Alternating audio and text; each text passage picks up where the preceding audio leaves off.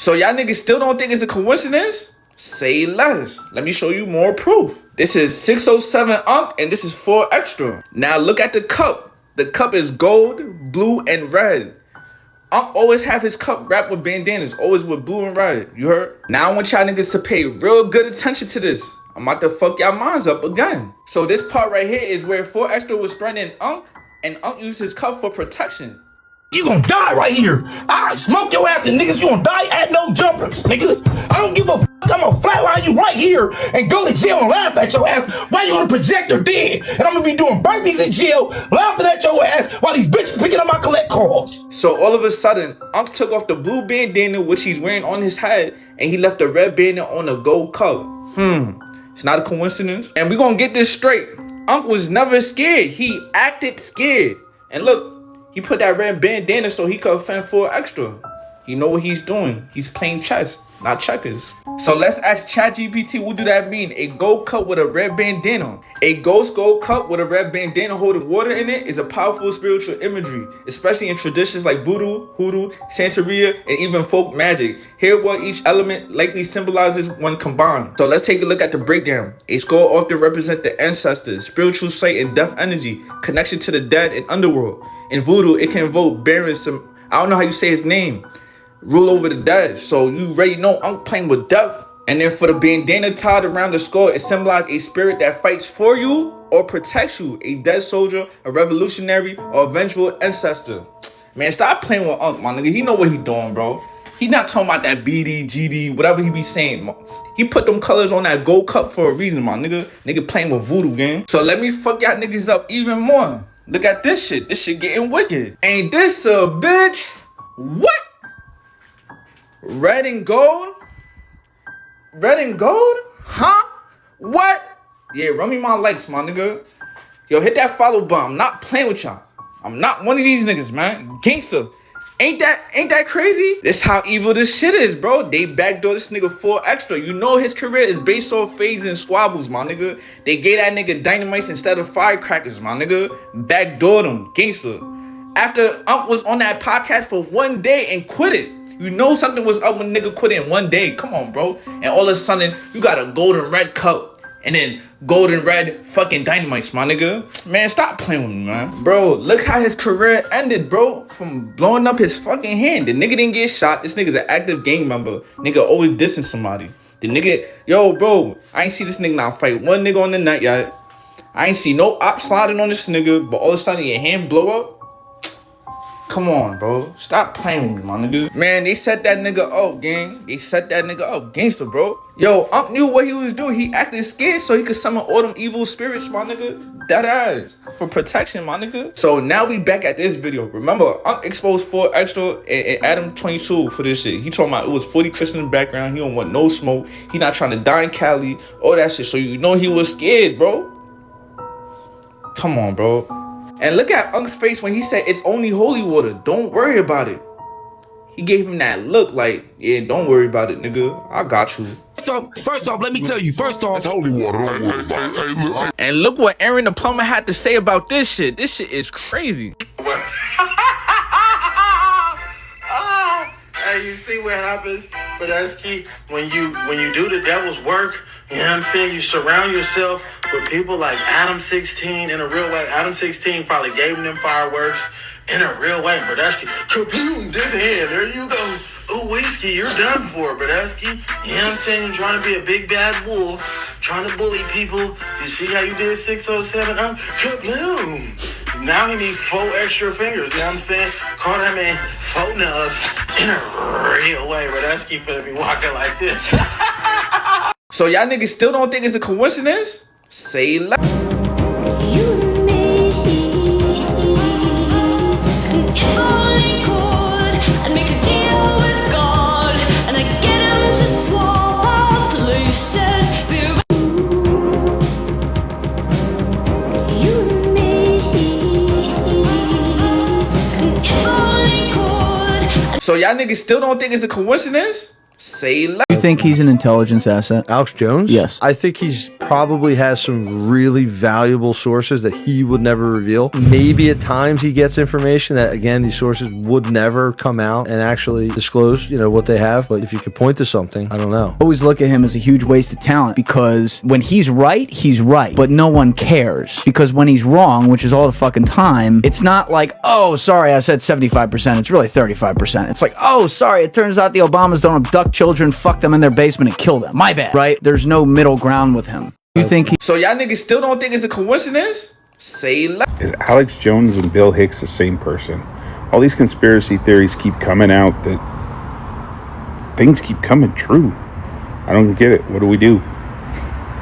Is Bill Hicks Alex Jones? Are they the same person? No radio host who reports the news, especially on a day when he knows that a good segment of the population is afraid that we've been told to expect the collapse of civilization as we know it, and all kinds of things like that, to participate in this kind of fear-mongering. Listen very carefully, folks. This will frost you, and then we'll talk about it. I may stop the tape at certain portions, and we'll talk about it then. Listen very carefully. This is just snippets taken from the first 45 minutes of the Alex Jones show on December the 31st, New Year's Eve. This is news. What I'm reporting here to you is hard news. This could have resulted in the shutdown of the whole country, the declaration of martial law, mass hysteria and panic by millions of people. And this is the guy, along with a few others, but this is the main guy who was... Listen carefully. Cash machines are failing in Britain and now other European countries. They're finding large amounts of explosives in France. Vladimir Putin, who is known as Vladimir the Ruthless, and using all his profanity on national TV, you name it. We won't read the profanity here, but we've got it. This person is on an unbelievable power trip and resembles a demon. He is a creature of the IMF and the World Bank and international communism. He is a former KGB head. And this information is vital, ladies and gentlemen. We are seeing the New World Order really come out in full force. More wars than have been in the last 50 years are going on right now. The war in Chechnya is raging in Grozny with, reports of hundreds of thousands dying. Is that true, folks? Are there more wars going on right now than in the last 50 years? So y'all niggas still don't think it's a coincidence? Say less. That I have major Masonic roots. I have never been part of a Masonic lodge. I've never taken Masonic oaths or rituals. A lot of my family, because Texas was pretty much Masonic through and through, was Masonic, high-level Masonic. So it's the old-time religion. And all it is a university study of religions, of philosophy, and of building, and of mathematics, and of agrarian systems, because they didn't just bring anybody in to teach them the knowledge of warfare, the knowledge of science, the knowledge of culture. Universities were called mystery schools going back to Egypt, basically. I have to probably say that I have major Masonic roots. I have never been part of a Masonic lodge. I've never taken Masonic oaths or rituals. A lot of my family, because Texas was pretty much Masonic through. 3 years old, and the Masonic number, and and it's also from a cancer that nobody has ever died from at his age, that type of thing, and but no, I knew Bill. I was playing music in Austin when I was just first starting out, and I would go see him anytime he was playing anywhere. If I was playing music, he played the last stop in Houston, and we got to where he would kind of remember me or whatever. And a couple times at 33 years old, and the Masonic number. So y'all niggas still don't think it's a coincidence? Say less. I played the character, Bill Hicks, for 15 years with my accomplice, Kevin Booth. And we fooled you all. The master actor, the master genius. And then I decided to bring forward an even more incredible persona, that of Alex Jones. I played. So y'all niggas still don't think it's a coincidence? Say less. A Kelly File exclusive tonight on the conspiracy theory that came to be known as Pizzagate. It started with what turned out to be a bogus news story suggesting that Bill and Hillary Clinton were running a sex ring out of a Washington, D.C. pizza parlor. The whole thing turned truly frightening when a man showed up at that pizza parlor with a gun 2 weeks ago demanding to know more. And now this has become the center of a national debate over fake news. James Alefantis, the owner of the pizzeria, is talking for the first time. He is here on set with me in moments. But first we go to Trace Gallagher in our West Coast newsroom on how this whole thing got started. Trace?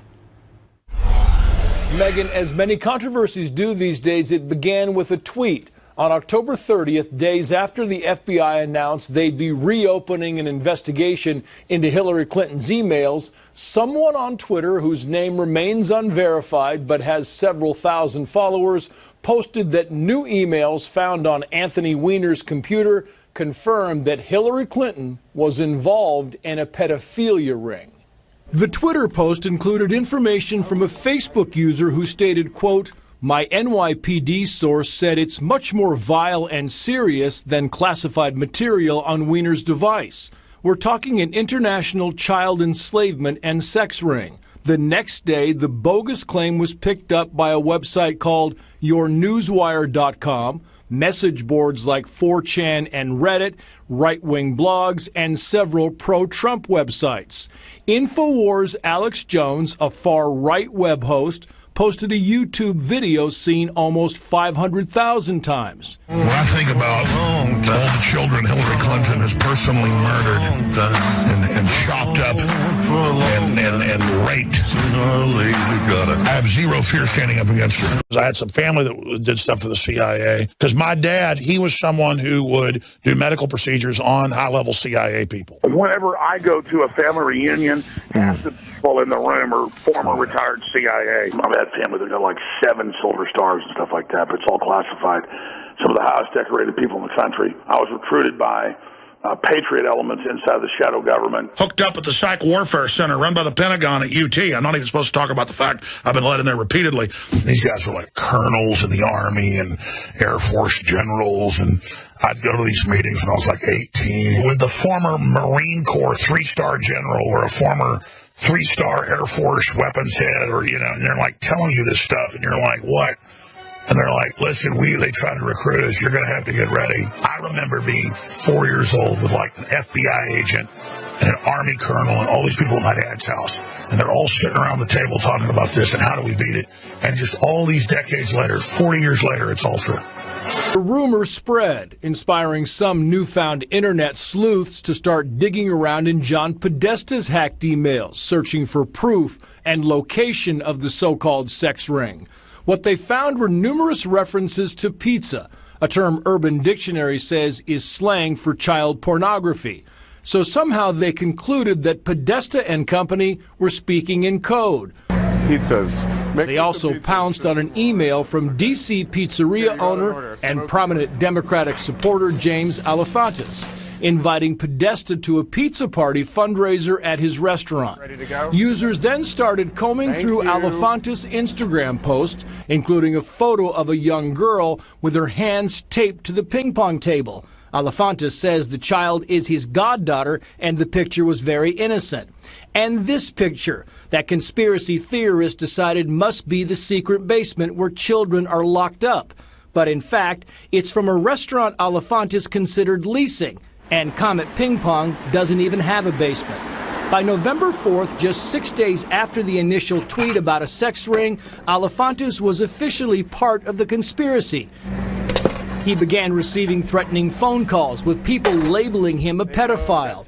On November 7th, the hashtag Pizzagate was born, and by November 16th, people started showing up at the restaurant to investigate for themselves, like well-known right-wing activist Jack Posobiec, who used a video camera to live stream his visit on Periscope, focusing on a child's birthday party, trying to catch nefarious activity.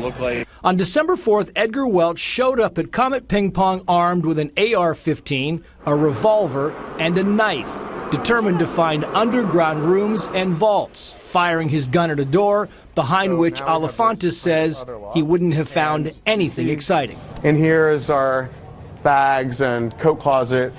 the bullet went into our computer system. After police arrived, Welch surrendered peacefully, saying that he was trying to rescue the children he was sure were hidden inside. Thank you so much. Amazing evening. Thank you. God bless you all. We were trying to get you to have a sing that. Yeah. Because I heard you. Come on. I heard you singing Al Green. So you have started something. You got to keep it up now. Oh. Nice. Oh. Nice. Sweet home, Chicago.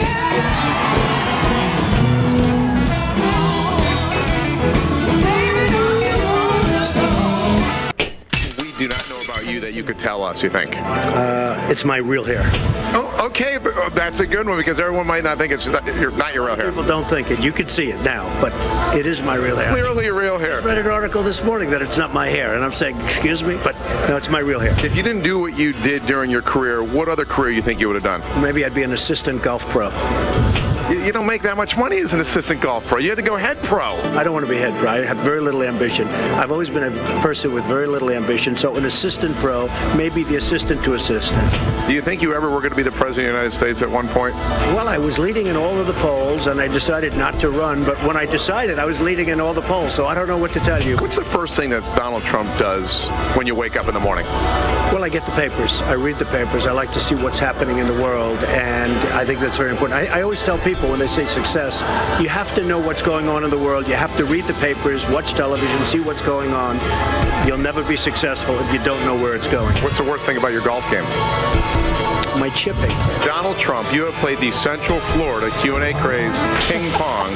Do you feel any better about your day? I feel great. I think you're terrific. It was great. I mean, you guys have got to try the cold chai. I've had it. Did you talk about vice presidential possibilities with Senator Warren? You guys have got to try the cold chai. Mr. Billy Flynn in the press conference, right? Drama. Democracy depends on the conflict of different points of view. Nobody owns the truth. Napoleon, Alexander the Great, Donald Trump. We're all cut from the same cloth, and that cloth is very, very large. It's not too big, is it? No. Why do New Yorkers have such big mouths? Go big or go home. Because they eat big pizza like the big New Yorker from Pizza Hut. We're talking 40% bigger. Soft, fresh dough with all your favorite toppings. Now from just $9.95. You've got to be losing money on this. 131166. Pizza Hut. And now to an NBC5 exclusive. The first Chicago city official has met Pope Leo. Alderman Bill Conway brought with him the city council's proclamation congratulating the Chicago-born Pope. Now, Conway wasn't alone on the trip. A Chicago entrepreneur there also gave the Pope a unique gift. Marianne Ahern has this exclusive. I'm thinking he's already been given pizza. So what's more unique? And a ball cap. Yeah, and a Bears jersey. Way more. You won't suspect okay, all right. Okay, all of this just happened yesterday, and already Alderman Conway, he is back in Chicago. We know Pope Leo likes to play tennis, but what about table tennis? Well, he now has his very own custom table with a Chicago design. Alderman Bill Conway is the first Chicago elected official to deliver congratulations in person to Chicago's own Pope Leo. Pope came over and I said, I'm Bill Conway, I'm an alderman in the city of Chicago. This is a proclamation we passed for you. And he looked at it, expressed gratitude. Conway is already back home just one day later. When you're meeting him one-on-one, you feel like you're talking to Father Bob from the South Side. He's got a Chicago accent like we do. I'd ask you to pray for the city of Chicago and its people. And he said, I do. Conway was actually invited by Chicago entrepreneur Robert Blackwell. Blackwell brought along with him a personally designed papal ping pong table, as well as special paddles and balls. I really just wanted to tell him, kind of why we exist and the fact that, our company is really dedicated to helping. That's it. Unplug and play.